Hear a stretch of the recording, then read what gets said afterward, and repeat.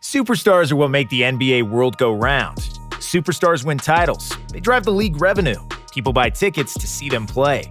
And media outlets talk about them all the time. But in this video, we'll talk about the other guys. The glue guys. The upcoming stars that fly under the radar. And those players who don't get the shine they deserve. Here are the most underrated NBA players in 2021. Myles Turner. Myles Turner has been neglected for years. He's a defensive juggernaut, and because of his huge wingspan and insane athleticism, Turner is the best rim protector in the league. He already led the league in blocks once, and he's doing it again this year. And he challenges more shots at the rim than anybody else in the NBA. Opponents' percentages of makes around the rim in the last 4 seasons drops by 15% when Myles is on the floor. And it's not just about blocking shots. Turner's presence alone is sometimes enough for opposing guards to change their minds and run away from the hoop. He's also a reliable pick-and-roll and help defender due to his agility. And not only did he not win a Defensive Player of the Year award yet, he still didn't make a single All-Defensive team. That should probably change this year, but still, Turner is heavily underrated and underused in Indiana, who often play with 2 centers at once. Because Myles can shoot threes and his improved post-game, on top of his stellar defense, he could fall in the unicorn category. Turner's only 25 years old, and with the right opportunity, I believe he could develop into a top 5 NBA center. Joe Ingles. If I asked an average NBA fan who was the best shooter in the NBA this season, or top 10 shooters in the NBA in the past 5 years, most people would say Steph Curry, Klay Thompson, Dame Lillard, or some other high-profile marksman. While Steph is definitely magical and is the best shooter of all time, he's not as precise as Joe Ingles this season, or the last 5 seasons for that matter.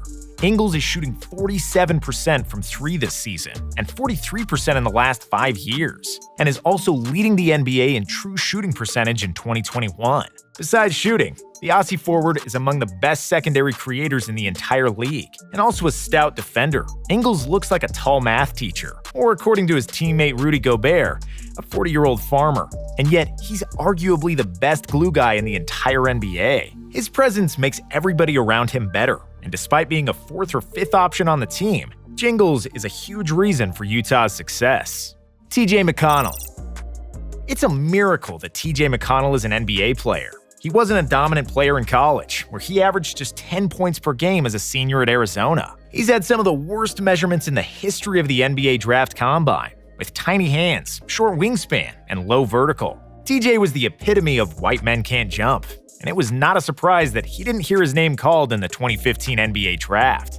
However, McConnell did get an opportunity with the Sixers during the Summer League, and the 6'2" point guard did not waste it. He wasn't the fastest, tallest, strongest, or most talented, but he stood out because he was the scrappiest and most intense player on the roster. He was and still is the energy guy that hustles like crazy. And today, he's leading the NBA in steals, a category that's usually led by bigger guys with freakishly long arms. TJ notched his first career triple-double this year, finishing with 16 points, 13 assists, and 10 steals, 9 of which were in the first half, which is an NBA record. He's also second in the NBA in deflections, and would probably be first in dives to the floor if this category was measured. McConnell is also an excellent passer, who averages 6.5 assists per game this season, with less than 2 turnovers, and he leads all guards in field goal percentage. Because of his endless hustle and positive energy, he's adored by his teammates and coaches. TJ is a player that any franchise should want on their team, and more people should recognize that. DeMar DeRozan. Before the start of the 2020-21 season, ESPN has named its rankings of 100 best NBA players, like they do every year. DeMar DeRozan got ranked 82nd, which was disrespectful before the season started, and is an absolute blasphemy now. This is arguable, but DeMar is playing the best basketball of his career, despite making 6 All-Star appearances in Toronto and averaging 27.3 points in 2017. When he got to the Spurs, he matured, becoming a more efficient scorer and a much better distributor. But San Antonio isn't sexy, and neither are DeRozan's mid-range shots. In a league that has fallen in love with the 3, DeMar has been somewhat forgotten and overlooked. This season he's averaging 22 points and a career-high 7.5 assists per game, with only 2 turnovers, one of the best assist per turnover ratios in the league. DeRozan is one of 9 players that averages more than 20 points and 7 assists per game. And he's the lone star on a team that's in a playoff spot. Without DeMar, the Spurs would be deep in the lottery. And there should be more respect on this man's name.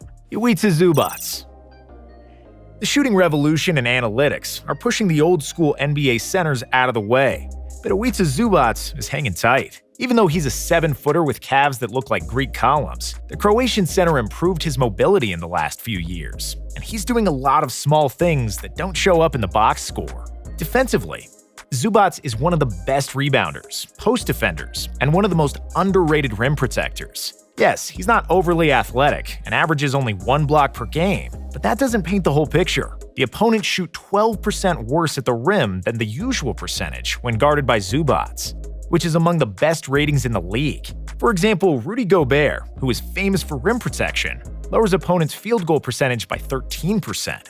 On offense, Zoo is one of the best screen setters in the entire NBA and is among the league leaders in screen assists. He makes the entire team better with his screening and offensive rebounding. And it's Zubac that's leading the entire NBA in offensive rating in 2021. Even though he's a 5th option on the team and doesn't have the chance to show it, Zoo is an excellent shooter. He makes 79% of his free throws, and because of a soft touch around the rim, he's 2nd in the league in true shooting percentage, behind only Joe Ingles.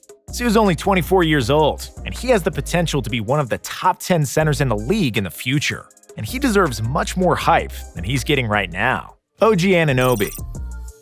OG Anunoby is an elite defender who can cover all 5 opponents during one possession. He's built like an NFL player and is strong enough to hold off power forwards and stronger wings. And at the same time, he's extremely quick laterally, which enables him to switch onto guards. His stretch Armstrong hands are always in the opponent's eyes or around the ball, constantly in motion, like an irritating fan that sucks the air out of the offense. Offensively, Anunoby has become a much improved shooter and has proved that the game-winning 3 against Boston in last year's playoffs wasn't a fluke.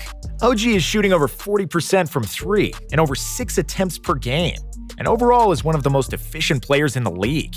He's averaging 16 points per game, and if he makes another leap and improves his handling and creating, I wouldn't be surprised if he makes an all-star team in the future. Clint Capela. Clint Capela was often treated in the public eye as just a guy that finishes easy dump-off passes from James Harden. When he got traded from the Rockets to Atlanta, his value never seemed lower, even though it was clear that the Rockets have missed him tremendously in the playoffs. This season, he's proving his worth with the Hawks, but is still flying under the radar. And that's a shame, because Capela has blossomed and has been an absolute dynamite on both ends of the court. He's leading the league in rebounding, with 14.6 boards per game, along with a career-high 2.1 blocks and 15.3 points. Capela even recorded his first career triple-double, with 13 points, 19 rebounds, and 10 blocks in a win over the Timberwolves in January. A triple-double with blocks is a feat that hasn't been done in Atlanta in over 20 years, in the days of Dikembe Mutombo. Jonas Valanciunas. Some 10 or 15 years ago, when a center averaged 17 points and over 12 rebounds per game on a playoff team, he was usually at least in consideration to make the All-Star team. However, the times have changed, and Jonas Valanciunas rarely gets mentioned by the media, despite averaging those precise numbers. Charles Barkley is not struggling with his name anymore on national TV, and he's playing for the Grizzlies, one of the least covered teams in the entire league. When we do talk about the Grizzlies, it mostly revolves around the spectacular Ja Morant, and rightfully so, but Jonas needs his 5 minutes of glory too. Valanciunas has delighted fantasy owners with his double averages on nearly 60% shooting, and is a huge reason why Memphis has been so successful this season. Dillon Brooks. Jonas Valanciunas is not the only Grizzly that's flying under the radar. They also have a guy named Dillon Brooks, who has been mostly known for a Marshawn Brooks trade fiasco. The Suns believed they were getting Dillon Brooks, but Memphis was ready to give out Marshawn, and the whole deal fell through. Dillon is still in Memphis, and he's ballin'. Other than the fact he's averaging 16.7 points per game, he's doing a lot of stuff that doesn't show up on the stat sheet.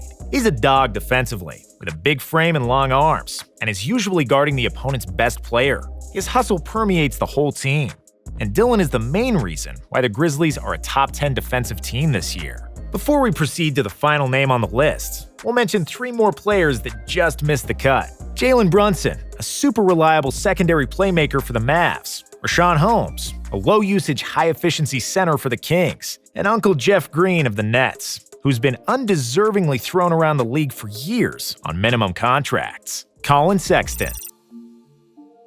Collin Sexton is one half of an NBA duo that is called the Sexland. But somehow, that's not a daily topic in the NBA world. Okay, the Sexland, meaning Collin Sexton and Darius Garland, play in Cleveland. Playing in Cleveland has never been a real virtue in the NBA in those years that LeBron wasn't on the team. Yes, their team is near the bottom of the standings again.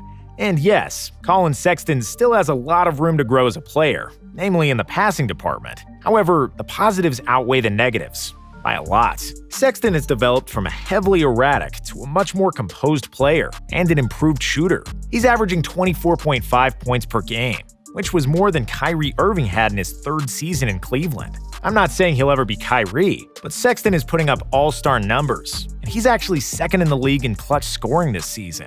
Cleveland has a good thing going, and I believe we'll be saying Sexland much more often in the upcoming years.